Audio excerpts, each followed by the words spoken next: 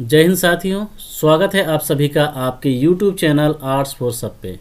साथियों, आज की इस वीडियो में हम लोग पढ़ने वाले हैं क्लास 12th के ज्योग्राफी विषय का चैप्टर नंबर 9 को, जिसका नाम है अंतर्राष्ट्रीय व्यापार। तो ये सबसे पहले जानते हैं कि इस चैप्टर में हम लोग कौन कौन से टॉपिक को कवर करेंगे। इस चैप्टर में मुख्यतः हम लोग 6 टॉपिक को कवर करेंगे। पहला जो टॉपिक है वह अंतर्राष्ट्रीय व्यापार किसे कहते हैं। दूसरा, अंतर्राष्ट्रीय व्यापार को प्रभावित करने वाले कारक कौन कौन से हैं। तीसरा, अंतर्राष्ट्रीय व्यापार के प्रकार कितने हैं। चौथा, अंतर्राष्ट्रीय व्यापार के लाभ कौन कौन से हैं और अंतर्राष्ट्रीय व्यापार की समस्याएं कौन कौन सी है। साथ ही साथ पत्तनों के प्रकार के बारे में भी जानेंगे। तो ये बारी बारी से सभी टॉपिक को पढ़ना शुरू करते हैं। आइए सबसे पहले जानते हैं कि अंतर्राष्ट्रीय व्यापार किसे कहते हैं। अंतर्राष्ट्रीय व्यापार को समझने से पहले जानते हैं कि व्यापार किसे कहते हैं। जैसा कि आपको पहले से भी पता है कि व्यापार का सीधा सा मतलब होता है वस्तुओं की खरीद बिक्री करना। अगर ये वस्तु की खरीद बिक्री का कार्य देश के भीतर होता है तो उसको बोलते हैं राष्ट्रीय व्यापार। लेकिन जब कोई देश दूसरे देश से किसी वस्तु का आयात करता है या किसी दूसरे देश को वस्तु का निर्यात करता है तो इस तरह का जो व्यापार होता है वो अंतर्राष्ट्रीय व्यापार कहलाता है। तो उम्मीद करता हूं कि आपको अंतर्राष्ट्रीय व्यापार समझ में आ गया होगा। अब जानते हैं अंतर्राष्ट्रीय व्यापार का मुख्य उद्देश्य क्या है, अर्थात किस कारण से अंतर्राष्ट्रीय व्यापार होता है, या यूँ समझ लीजिए से किस कारण से कोई देश किसी देश से वस्तु को आयात करता है या किस कारण से कोई देश किसी दूसरे देश में वस्तु का निर्यात करता है। तो इसको एक सिंपल सा आप सेंटेंस में समझ लीजिए। अंतर्राष्ट्रीय व्यापार में जिस देश में वस्तु का उत्पादन लागत कम होता है, यानी किसी वस्तु को उत्पादन करने का जो लागत होता है वो कम होता है, अन्य देश वहाँ से उस वस्तु का आयात करता है। मिसाल के तौर पे इस तरह से समझ लीजिए से एक इलेक्ट्रॉनिक सामान, चाहे वो कंप्यूटर ही ले लीजिए, अगर उस कंप्यूटर को निर्माण करने का खर्च भारत में अधिक होता है तो उस स्थिति में भारत क्या करेगी, अगर वह कंप्यूटर बना बनाया उसको अगर यहाँ के उत्पादन लागत से कम खर्च में अगर किसी दूसरे देश से मिल जाता है तो ऐसी स्थिति में भारत कंप्यूटर को दूसरे देश से आयात करेगी। ठीक इसी प्रकार दूसरा देश क्या करता है, तो उसके पास अगर कोई वस्तु उपलब्ध नहीं है या उसके देश में अगर कोई वस्तु का उत्पादन नहीं होता है और वो वस्तु किसी दूसरे देश में सस्ते और कम मूल्यों में उपलब्ध होते हैं तो फिर क्या करता है, वह देश उस देश से उस वस्तु का आयात कर लेता है। तो इन्हीं कारणों की वजह से क्या होता है, अंतर्राष्ट्रीय व्यापार होता है, जहाँ कोई देश किसी वस्तु का आयात करता है तो किसी वस्तु का निर्यात करता है। तो उम्मीद करता हूं कि आपको ये भी समझ में आ गया होगा कि अंतर्राष्ट्रीय व्यापार का मुख्य उद्देश्य क्या है। अगला टॉपिक है अंतर्राष्ट्रीय व्यापार को प्रभावित करने वाले कारक। इसके अंदर हम लोग जानेंगे कि वे कौन कौन से कारक हैं जिसकी वजह से अंतर्राष्ट्रीय व्यापार प्रभावित होता है, या यूँ समझ लीजिए से वे कौन कौन से कारक है जिसकी वजह से कोई देश अपने देश में बनी हुई वस्तुओं को दूसरे देशों को निर्यात कर पाता है या दूसरे देश से बनी हुई वस्तुओं को अपने देश में आयात कर पाता है। तो आइए इन्हीं कारकों को जानते हैं। तो जो सबसे पहला कारक है वो है किसी देश की स्थिति। जो देश संसार के व्यापारिक मार्गों जैसे कि स्थल मार्ग, जल मार्ग या वायु मार्ग पे स्थित होते हैं उनकी व्यापारिक उन्नति शीघ्र होती है। यानी कहने का मतलब ये है कि जिन देशों के पास व्यापारिक मार्ग उपलब्ध होते हैं, जिनके पास बंदरगाह होता है, जिसके पास नेशनल हाईवे होते हैं, तो वैसे देशों में व्यापारिक उन्नति शीघ्र होती है क्योंकि वे देश इन मार्गों के माध्यम से दूसरे देशों के साथ जुड़े रहते हैं। और चूंकि वे इन मार्गों के माध्यम से दूसरे देशों के साथ जुड़े रहते हैं तो उनको दूसरे देशों से वस्तु को आयात करना और निर्यात करने में आसानी होती है।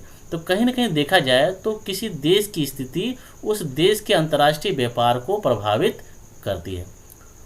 अगला जो कारक है वो है कटा फटा समुद्र तट। जिन देशों का समुद्र तट बहुत कटा फटा होता है वहाँ उन्नत बंदरगाह विकसित होते हैं। और आप भी भली भांति जानते हैं कि जिन देशों के पास उन्नत बंदरगाह होता है वे उस उन्नत बंदरगाह के माध्यम से बड़ी आसानी से दूसरे देशों के साथ वस्तु का आयात और निर्यात कर पाते हैं। तो कहीं ना कहीं जो कटा फटा समुद्र तट भी है वो अंतर्राष्ट्रीय व्यापार को प्रभावित करती है। अगला कारक है प्राकृतिक साधन। किसी देश का व्यापार वहाँ के प्राकृतिक साधनों की विभिन्नता से प्रभावित होता है। यानी कहने का मतलब ये है कि जो अंतर्राष्ट्रीय व्यापार है वो कहीं न कहीं किसी देश के प्राकृतिक साधनों की विभिन्नता से भी प्रभावित होता है। इसको यूँ समझ लीजिए कि हर देश के पास सभी प्रकार के प्राकृतिक संसाधन उपलब्ध नहीं होते हैं। किसी देश के पास लौह-अयस्क के खदान है तो किसी देश के पास लौह-अयस्क के खदान बहुत कम है। किसी देश के पास कृषि योग्य भूमि बहुत अधिक है तो किसी के पास कम है। तो ये जो विभिन्नता है, इसी विभिन्नता की वजह से कोई देश कुछ वस्तु का उत्पादन कर रहा होता है तो कोई देश कुछ और वस्तु का उत्पादन कर रहा होता है। यानी हर देश अलग अलग तरह के वस्तुओं का उत्पादन कर रहा होता है। और चूंकि हर देश अलग अलग तरह के वस्तु का उत्पादन कर रहा होता है तो उसका जो डिमांड होता है वो सभी देशों को होता है। तो जिन देशों में उस वस्तु का उत्पादन नहीं हो रहा होता है वह उस वस्तु को दूसरे देशों से मंगाता है। मिसाल के तौर पे यदि हम बात करें तो यदि भारत में मोबाइल का उत्पादन नहीं होता, यानी मोबाइल मैन्युफैक्चरिंग नहीं होता है, तो हमारा भारत क्या करता है, मोबाइल को सस्ते दामों में दूसरे देशों से आयात करता है और वो अपने जो उपभोक्ता है उसको सस्ते दामों में उपलब्ध कराता है। इसी प्रकार जिन देशों के पास मसाला नहीं है या और भी वस्तुएं नहीं हैं, वे हमारे भारत देश से उन वस्तुओं का आयात करते हैं। तो कहीं ना कहीं देखा जाए तो जो प्राकृतिक साधनों की जो विभिन्नता है, इसकी वजह से हमारा अंतर्राष्ट्रीय व्यापार स्थापित होता है और ये हमारा अंतर्राष्ट्रीय व्यापार प्रभावित भी होता है। तो आप समझ गए होंगे कि जो प्राकृतिक साधन है उसकी जो विभिन्नता है वो कहीं ना कहीं अंतर्राष्ट्रीय व्यापार को प्रभावित करती है। अगला कारक है आर्थिक कारक। सभी देशों की आर्थिक विकास की स्थिति एक समान नहीं होती है। ये आप भली भांति जानते हैं कि हर देश आर्थिक रूप से विकसित नहीं है। कोई देश विकसित देश है तो कोई देश विकासशील देश है। जो देश आर्थिक रूप से विकसित देश होते हैं उन देशों में व्यापार अधिक उन्नत होता है, क्योंकि उनके पास इतनी संपत्ति होती है कि वे दूसरे देशों से वस्तु को आयात करने में सक्षम होते हैं। साथ ही साथ वे अपने आर्थिक स्थिति की वजह से अपने देश में अधिक उत्पादन करते हैं और उस वस्तु को दूसरे देशों को निर्यात करते हैं। तो कहीं ना कहीं देखा जाए तो आर्थिक विकास अंतर्राष्ट्रीय व्यापार को प्रभावित करने में एक अहम भूमिका निभाती है। पांचवा जो कारक है वह है जनसंख्या की विभिन्नता। जनसंख्या का असमान वितरण भी अंतर्राष्ट्रीय व्यापार को प्रभावित करता है। यानी हर देश में जनसंख्या एक समान नहीं है और ये जो असमान जो जनसंख्या है ये कहीं ना कहीं अंतर्राष्ट्रीय व्यापार को प्रभावित करता है। इसको ऐसे समझिए, अधिक जनसंख्या वाले देशों में मांग अधिक रहती है, कम जनसंख्या वाले देशों में लोगों का जीवन स्तर ऊंचा होता है तथा वस्तुओं की मांग अधिक रहती है।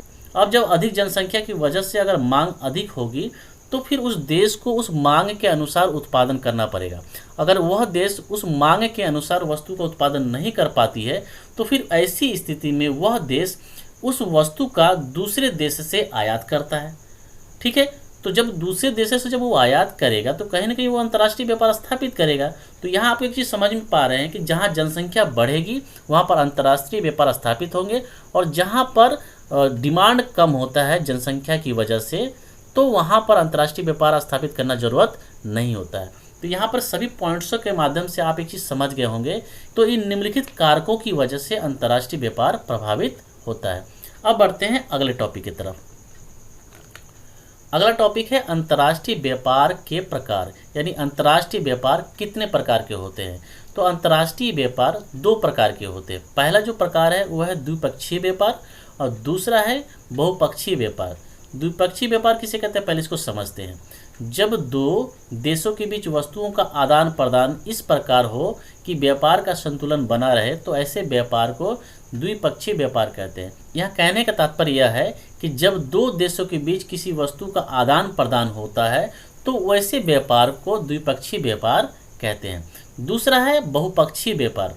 जब दो से अधिक देशों के बीच वस्तुओं का आदान प्रदान होता है अर्थात आयात या निर्यात होता है तो ऐसे व्यापार को बहुपक्षीय व्यापार कहते हैं। और आज के समय में जो अंतर्राष्ट्रीय व्यापार हो रहा है वह बहुपक्षीय व्यापार, यानी एक देश बहुत सारे देशों से वस्तुओं को आयात कर रहा है और साथ ही साथ बहुत सारे देशों को वो अपने देश में बनी हुई वस्तुओं का निर्यात भी कर रहा है। तो इस तरह का जो व्यापार है वो बहुपक्षीय व्यापार कहलाता है। अगला टॉपिक है अंतर्राष्ट्रीय व्यापार के लाभ। जब भी कोई अंतर्राष्ट्रीय व्यापार स्थापित होता है तो उसके कुछ लाभ होते हैं। आइए उन लाभों को देखते हैं। सबसे पहला जो लाभ है वह है श्रम विभाजन के लाभ। अंतर्राष्ट्रीय स्तर पर भौगोलिक श्रम विभाजन के कारण कुल विश्व उत्पादन अधिकतम किया जा सकता है, क्योंकि प्रत्येक देश उन्हीं वस्तुओं का उत्पादन करता है जिसमें उसे अधिकतम योग्यता एवं कुशलता प्राप्त होती है। यानी यह कहने का तात्पर्य है कि भौगोलिक स्तर पे जब श्रम का विभाजन होता है तो इससे विश्व स्तर पे उत्पादन बढ़ जाता है, क्योंकि कोई देश उन्हीं वस्तुओं का उत्पादन कर रहा होता है जिसमें उसे योग्यता और कुशलता हासिल होती है। इसको एक एग्जांपल से समझते हैं। से आज की तारीख में आप जो मोबाइल यूज कर रहे हैं, उस मोबाइल में जो बैटरी लगा हुआ है वह बैटरी अधिकतम कोरिया कंपनी के द्वारा उत्पादित होता है।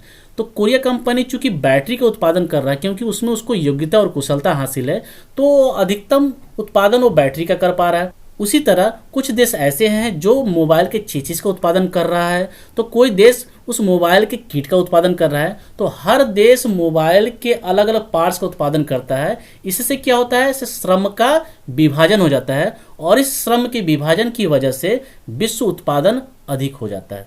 तो यहाँ आप समझ गए होंगे कि अंतर्राष्ट्रीय स्तर पर जब भौगोलिक श्रम का विभाजन होता है तो इससे अधिकतम उत्पादन बढ़ जाता है। तो कहीं ना कहीं ये अंतर्राष्ट्रीय व्यापार का एक लाभ है। दूसरा, साधनों का पूर्ण उपयोग।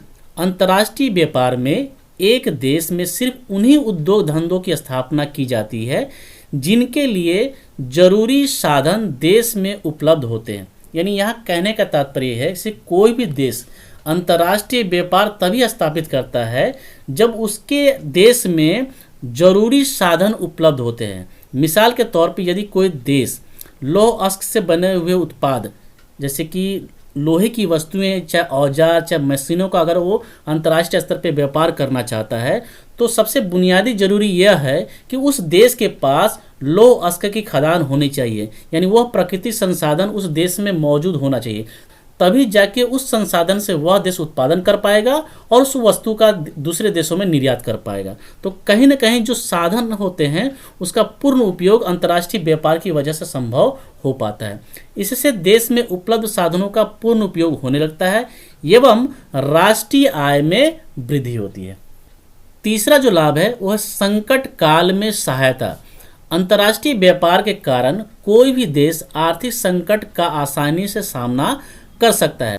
उदाहरण के लिए यदि किसी देश में अकाल की स्थिति उत्पन्न हो जाती है तो वह देश विदेशों से खाद्यान्न आयात करके अकाल का सामना कर सकता है। ये तभी संभव होता है जब अंतर्राष्ट्रीय व्यापार स्थापित होता है। अंतर्राष्ट्रीय व्यापार स्थापित करने से क्या होता है, दूसरे देश के साथ एक मैत्रीपूर्ण व्यवहार बन जाता है। तो ऐसी स्थिति में जब कोई देश संकट में होता है, चाहे वो कोई भी संकट हो, खाद्यान्न संकट हो, चाहे और भी कोई संकट हो, तो वैसी स्थिति में दूसरा देश उसकी मदद करता है। तो कहीं ना कहीं अंतर्राष्ट्रीय व्यापार का एक लाभ है। अगला जो लाभ है वो है रोजगार तथा आय में वृद्धि। अंतर्राष्ट्रीय व्यापार में वस्तुओं का उत्पादन सिर्फ घरेलू मांग को पूरा करने के लिए नहीं होता है, वरना विदेशों में बेचने हेतु भी वस्तुओं का उत्पादन किया जाता है। यानी यहाँ कहने का तात्पर्य है अपने देश में जिन वस्तुओं का उत्पादन हो रहा है उन वस्तुओं का उपभोग केवल हमारे देश में ही नहीं होता है, बल्कि उन वस्तुओं को विदेशों में निर्यात भी किया जाता है और इसी उद्देश्य से वस्तुओं का उत्पादन भी होता है। इससे राष्ट्रीय उत्पादन में वृद्धि के कारण लोगों की आय बढ़ती है। जब हमारे देश में जब वस्तुओं का उत्पादन होता है तो वस्तुओं के उत्पादन के लिए लोगों की ज़रूरत पड़ती है और जब लोगों की ज़रूरत पड़ती है तो लोगों को उसमें नौकरियां मिलती है और जब लोगों को नौकरियां मिलती है तो लोगों का आय में बढ़ोतरी होती है। ज़्यादा उत्पादन के लिए ज़्यादा मजदूर की ज़रूरत होती है, फलस्वरूप रोजगार स्तर में भी वृद्धि होती है। मान लीजिए जैसे किसी अंतर्राष्ट्रीय व्यापार के अंतर्गत वस्तु की डिमांड बहुत ज़्यादा है तो उस वस्तु को उत्पादन के लिए अधिक मजदूरों की जरूरत पड़ेगी और जब अधिक मजदूरों की जरूरत पड़ेगी तो कहीं ना कहीं बहुत सारे लोगों को रोजगार भी मिलेगा। तो इस प्रकार से अगर आप देखा जाए तो अंतर्राष्ट्रीय व्यापार की वजह से रोजगार और आय में वृद्धि होती है। तो ये भी कहीं ना कहीं अंतर्राष्ट्रीय व्यापार के एक लाभ है। तो उम्मीद करता हूँ कि आपको समझ में आ गया होगा कि अंतर्राष्ट्रीय व्यापार के लाभ क्या है। अब बात कर लेते हैं अगले टॉपिक की। अगला टॉपिक है अंतर्राष्ट्रीय व्यापार की प्रमुख हानियाँ। जहां एक तरफ अंतर्राष्ट्रीय व्यापार के कुछ लाभ हैं वहीं अंतर्राष्ट्रीय व्यापार की कुछ हानियां भी हैं। तो आइए उसकी कुछ हानियों को देखते हैं।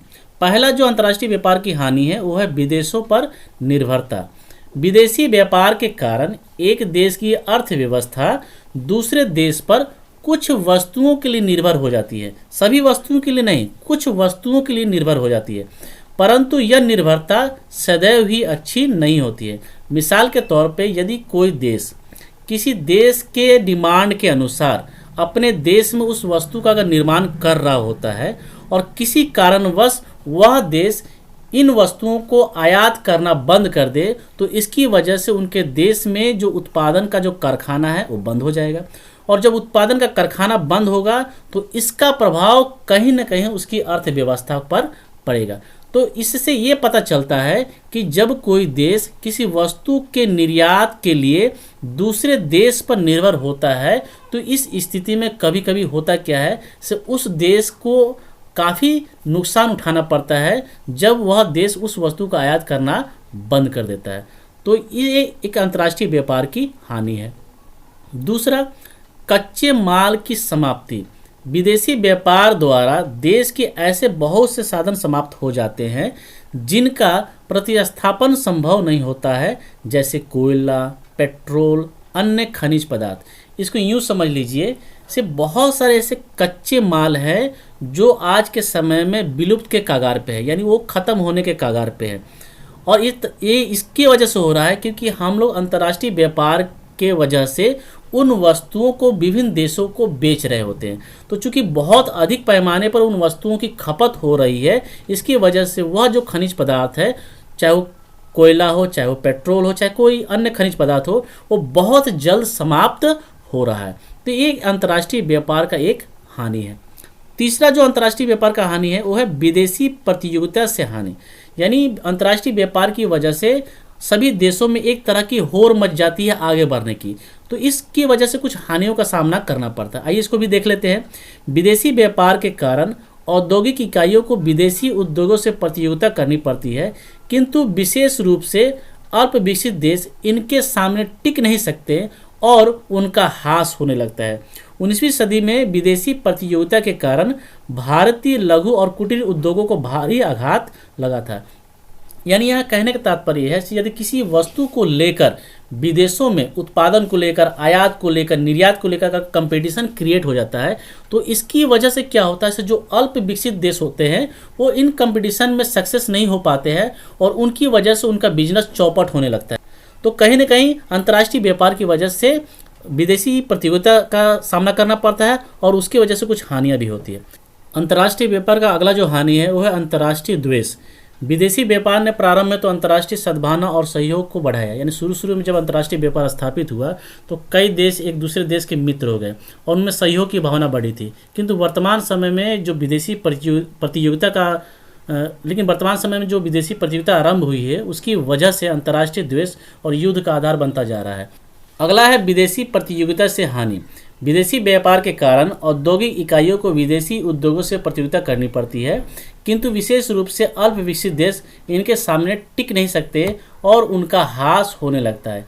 यहाँ कहने का तात्पर्य है कि जब अंतर्राष्ट्रीय व्यापार के अंतर्गत देशों के बीच वस्तुओं के आयात और निर्यात को लेकर एक कंपटीशन क्रिएट होता है, एक प्रतियोगिता क्रिएट होता है, तो उस प्रतियोगिता की वजह से जो अल्प विकसित देश होते हैं वो उन प्रतियोगिता में शामिल नहीं हो पाते हैं क्योंकि वो कमज़ोर होते हैं और जिसकी वजह से उनका ह्रास होने लगता है, जिसकी वजह से उनका बिजनेस चौपट होने लगता है। मिसाल के तौर पे 19वीं सदी में विदेशी प्रतियोगिता के कारण भारतीय लघु और कुटीर उद्योग को भारी आघात लगा था। यानी 19वीं सदी में जब विदेशी प्रतियोगिता आरंभ हुआ था तो उसकी वजह से हमारे देश में जो लघु और कुटीर उद्योग थे, जहां पर छोटे छोटे वस्तुओं का निर्माण होता था, उसको काफ़ी आघात पहुंचा था, क्योंकि हमारा देश उन छोटी छोटी वस्तुओं को अपने देश में उत्पादन करने के बजाय विदेशों से उन वस्तु को और भी कम दामों में आयात करना शुरू कर दिया था। इससे हमारे देश में जो लघु और कुटीर उद्योग थे उसको काफ़ी हानि उठानी पड़ी थी।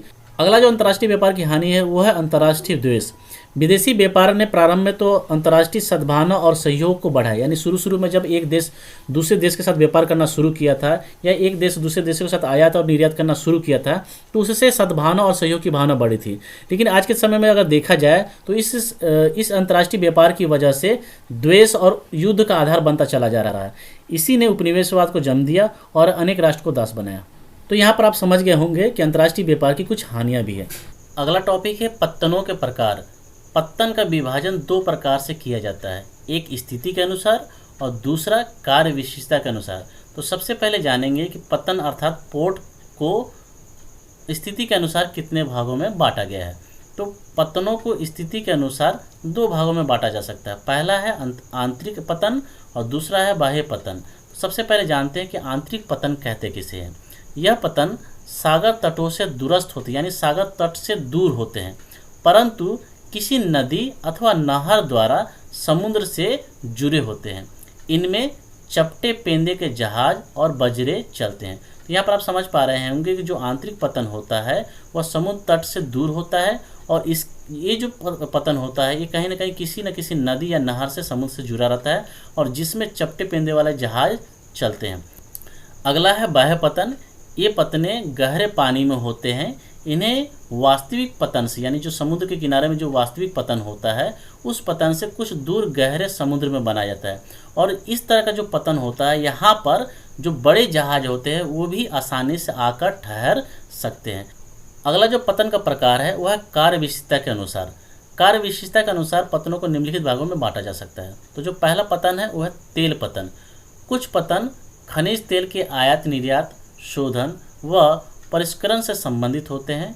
फारस की खाड़ी में स्थित आबादान तेल शोधन पतन इसके उदाहरण है।